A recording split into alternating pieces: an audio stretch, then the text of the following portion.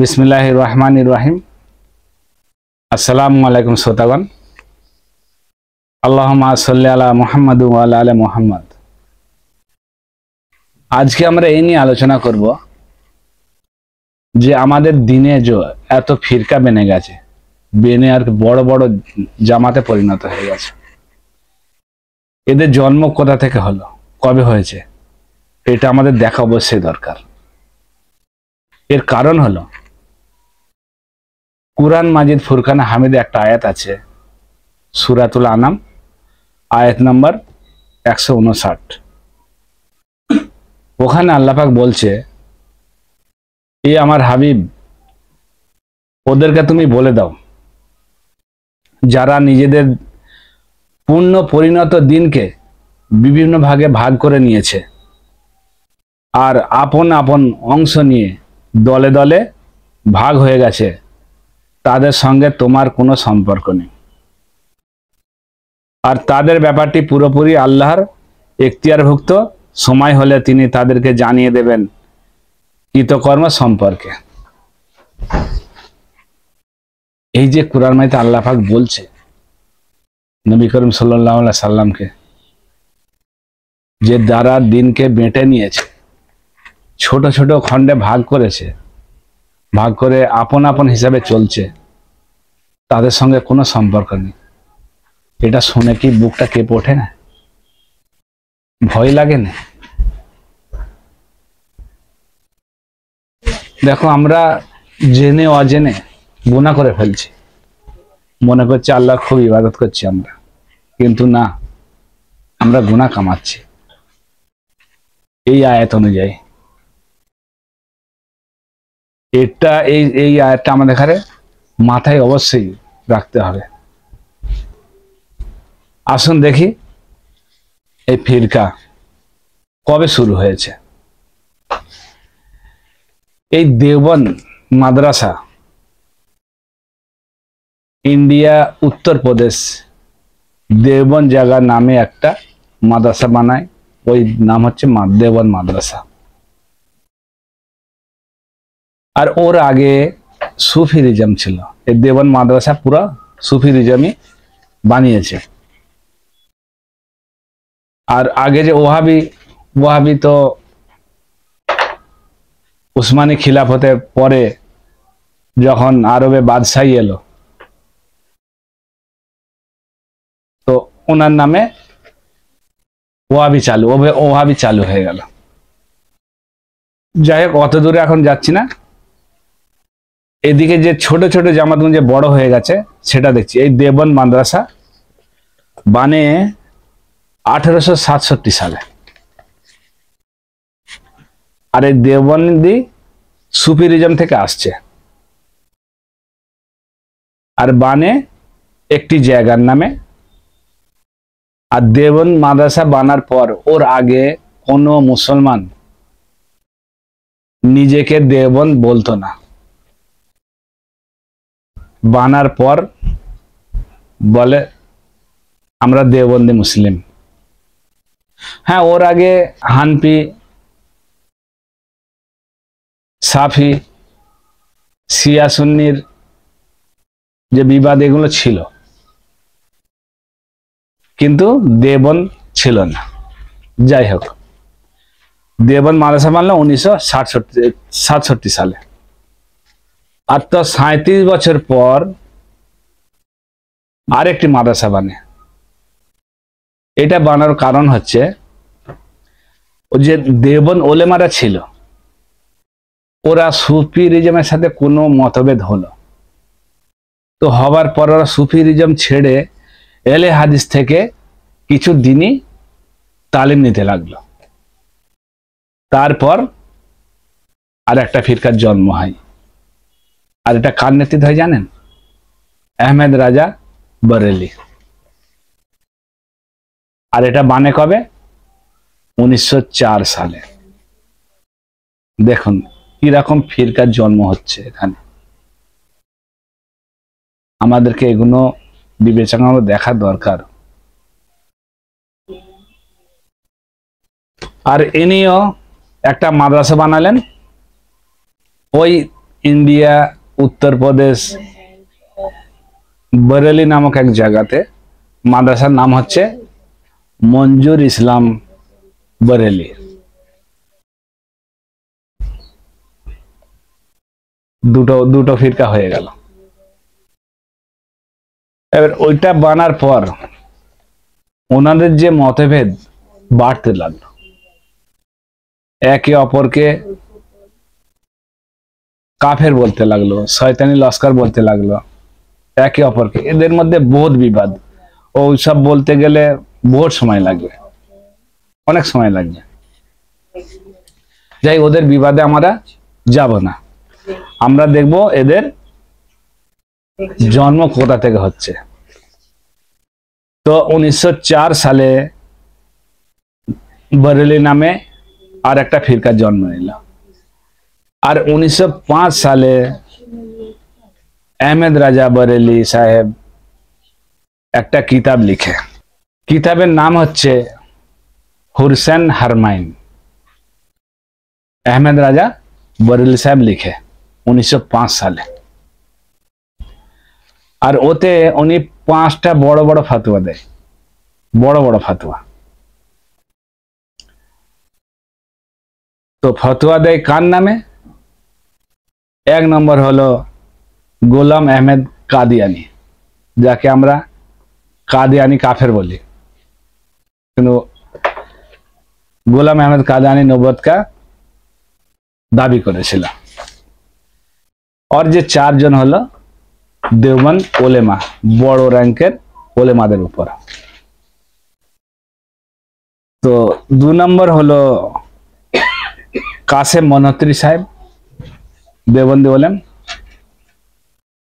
रशीद अहमद गांगुई साहेब, ये रशीद अहमद गांगुई साहेब के आला हजरत बोलतो रशीद अहमद गंदेगी, गांगुई बोलतो ना। एत एদের মধ্যে ইখতিলাফ ছিল, এত মতভেদ ছিল। 3 नम्बर আশরাফ আলী থানভী साहेब। और 4 नम्बर हलो इस्माइल आबेटी। अरे আশরাফ আলী থানভী साहेब এনার একটা কিতাব আছে, মনে পড়ে গেল। তো একজন ওনার মুরিদ হতে চেয়েছে, তো এসছে মুরিদ হতে। তো ওকে বলছে আচ্ছা তুই কলমা পড়। তো সাধারণত আমরা সবাই যে কলমা পড়ি লা ইলাহা ইল্লাল্লাহ মুহাম্মাদুর রাসূলুল্লাহ সাল্লাল্লাহু আলাইহি সাল্লাম। তো পড়লো বেচারা। তো আশরাফ আলী থানভী সাহেব বলছে আরে না না না না, এ কলমা ऐसा না, এরকম নয়, তুই পড় লা ইলাহা ইল্লাল্লাহ আশরাফ আলী থানভী রাসূলুল্লাহ আস্তাগফিরুল্লাহ নাউজুবিল্লাহ। দেখুন এনাদের বড়রা কি কাণ্ড করতেছে, কি কাণ্ড করে গেছে। এখন দেওবন্দিরা বলে যে ওটা আশরাফ আলী থানভী সাহেব বলেননি, ওটা তো ওনার মুরিদ স্বপ্ন দেখেছিল। আচ্ছা চলো, তোমাদের কথা আমি মেনে নিচ্ছি, স্বপ্ন দেখেছিল। মুরিদ যখন স্বপ্ন দেখে এসে বলছে নিজের পীরকে, বাবাকে, যে আমি হুজুর আমি এ স্বপ্ন দেখেছি, তখন কি বলা ছিল? এ স্বপ্ন দেখেছি, এ স্বপ্ন মিথ্যে, এ স্বপ্ন কাউকে বলিসনি, এ শয়তানি স্বপ্ন, এসব নাই, এ পুরো স্টোরি না ওদের কিতাবে ছাপা হয়ে গেছে। আর একটা ছিল, সেটা দেওবন্দি ওলেমা আর আলা হজরত সাহেব খুব সম্মান করত, শ্রদ্ধা করত ওনাকে। ওনার ফতোয়া দেখুন, ওনার নাম হচ্ছে ইবনে আবেদিন সামি।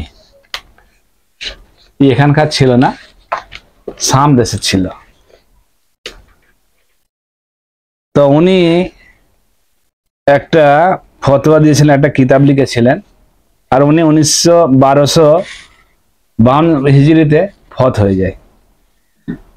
তো উনি যে ফতোয়া দিয়েছিলেন ফাতাওয়া সামি কিতাব, এরই दूसरा হচ্ছে রুখদের মুক্তার। তো ইনি এই কিতাবে ফতোয়া দিয়েছিলেন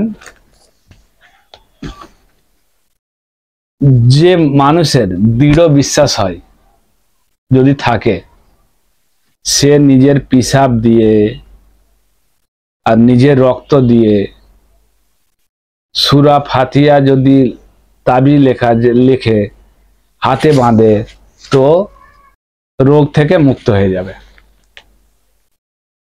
আস্তাগফিরুল্লাহ, নাউজুবিল্লাহ। দেখুন ইনাদের বড়রা কি কি করে গেছে, আর আমরা এসব ফিরকার ইনারা বড় বড় যে করে গেছে তাদের পেছনে আমরা ঘুরছি। আল্লাহ পাক কুরআন মাজিদে এমনি বলেছে। যাই হোক, 22 বছর পর দুটো হয়ে গেল। আর একটা হচ্ছে আমাদের সব থেকে ফেভারিট জামাত, তাবলীগ জামাত। এই তাবলীগ জামাত, এটা আসলে আসলান তাবলীগ জামাত নাই, এর নাম হচ্ছে দাওয়াতে তাবলীগ। এর আমরা চালু ভাষায় বলে থাকি তাবলীগ জামাত। এটাও দেওবন্দি জামাতের একটা ফিরকা, আর এর জন্ম হয়েছে 1926 সালে। আর এর যে বুনিয়াদ রেখেছে মৌলানা ইলিয়াস কান্দেবিল। এই জামাত দেখুন দেখুন না, বাংলাদেশ, ইন্ডিয়া, পাকিস্তান বড় বড় জামাত। এটা বড় জামাত, এটা খুব বড় জামাত। তো 1926 সালে এবি ওজুদে আসে। তার 9 বছর পর ওদের মধ্যে মতভেদ দেখা দেয়, তো ওরাও দুই ভাগে ভাগ হয়ে যায়। দুই ভাগে ভাগ হয়ে যায় এই কারণে, একজন সূরাকে ফলো করে আর একজন ইমারত।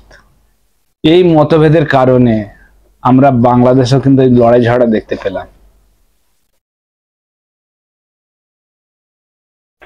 18 ডিসেম্বর 2024 বাংলাদেশে খুব লড়াই ঝগড়া হয়েছে।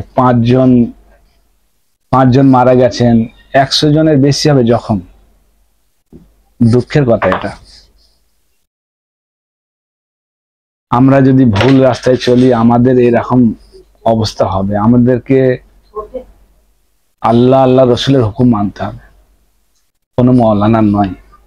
এটা আমাদেরকে অবশ্যই ধ্যানে রাখতে হবে। আর এর বড় বড় মার্কাস আছে। এর সব থেকে বড় মার্কাস হচ্ছে বাংলাদেশ, যেখানে লড়াই ঝগড়া হয়েছে। ওই মার্কাসটা হচ্ছে বাংলাদেশ ঢাকা থেকে 40 কিলোমিটার দূর, টোকি নামে জায়গায়, একটি জায়গাতে। এটা হচ্ছে সব থেকে বড়। আর 2 নম্বর হচ্ছে পাকিস্তানের রাইবেন মার্কাস। আর 3 নম্বর হচ্ছে ইন্ডিয়ার ভোপাল শহরে নিজামুদ্দিন মার্কাস। এই 3টে বড় বড় মার্কাস। আর এই যে সূরাকে ফলো করে, সূরা বলতে গেলে একটা কমিটি বানানো হয়, 10 জন, 12 জন, 15 জনের একটা কমিটি বানানো হয়। তো ওই কমিটির লোক ও সিদ্ধান্ত করে যে আমাদের মধ্যে কাকে একজনকে হেড করা হবে, তার নেতৃত্বে পুরো জামাত সে পরিচালনা করবে। এইটা হচ্ছে সূরা, একে সূরা বলা হয়। আর ইমারত হচ্ছে যে বাদশাহী যে চলে না, যে ছেলে ছেলে ছেলে ছেলে নসলের পুরো বংশই চালাতে থাকে, একে বলা হয় ইমারত। তো এই সূরাকে ফলো করে বাংলাদেশের জামাত আর পাকিস্তানের। আর ইমারত নিয়ে চলছে ইন্ডিয়ার নিজামুদ্দিন মার্কাস। আর এদের একটা মুরব্বী কিতাবও লিখে গেছে এই জামাতের, যারা বড় ছিল আগে। কিতাবটার নাম হচ্ছে ফজাইলে আমল আর ফজাইলে সাদাকাত। শুনতে তো ভালো লাগে, কিন্তু এই কিতাবে এমন এমন এদের কীর্তিকলাপ লেখা আছে, কেউ যদি ইচ্ছা করে পড়তে পারেন, পড়ার দরকার নেই। আমাদেরকে এদের কুকাজের উপরে ফলো করার দরকার নেই। তো এই হচ্ছে এদের ফিরকার তরিকা। তো আজকে এই আলোচনা এখানে শেষ করছি। পরে আবার নতুন কিছু বিষয় নিয়ে আলোচনা করব। ভালো থাকেন, সুস্থ থাকেন। আল্লাহ হাফেজ।